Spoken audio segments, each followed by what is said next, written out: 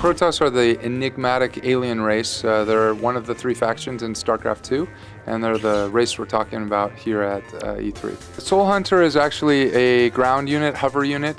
He starts out actually firing a single beam weapon.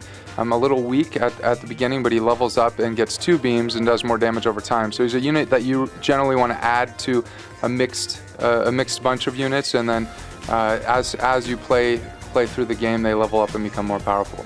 How does the leveling up work? Well, actually, it's just based off of kills, and it's simple. It's not something similar to what you've seen in Warcraft 3 or anything like that. It's specific to the unit.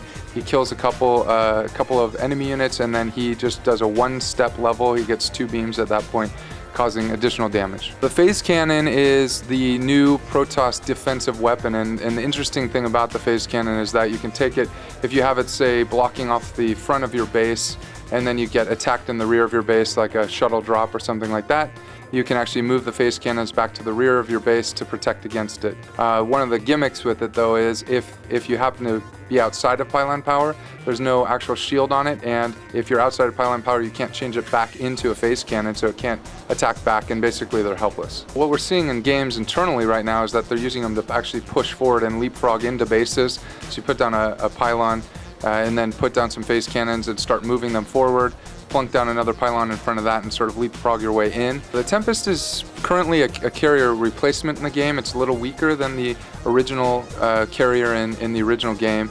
It costs less resources, is a little bit weaker, but it has an actual underbelly shield, an enhanced shield from ground-to-air attacks, so it's great for taking out things like Terran missile turrets and ground defenses, things shooting from ground to air.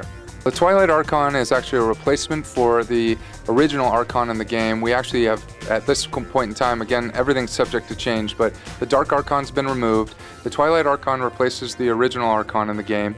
In original StarCraft, it required 3 High Templar to create an Archon. In StarCraft II, 2 High Templar are enough to create a Twilight Archon, so they're a little bit more accessible. They're powerful units. They don't have any specific abilities other than their very powerful ground attacks. We are pretty much picking up from where Brood War left off.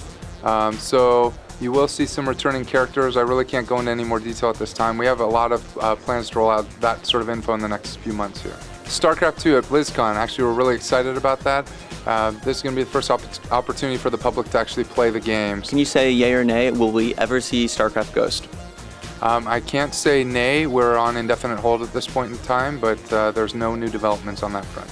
We will see Ghost units in StarCraft II. They were shown in the actual announcement trailer there at the end, nuking a bunch of Protoss and Terran units. They will make a return, but as far as that tying into StarCraft Ghost, the console game, there's really no relationship there. As far as beta goes, we definitely will have a beta for StarCraft II. It's not in the near future. We still aren't even in internal alpha yet, which means our whole company isn't even playing the game internally yet. We have our team playing and a few others throughout the company playing, but not everyone yet.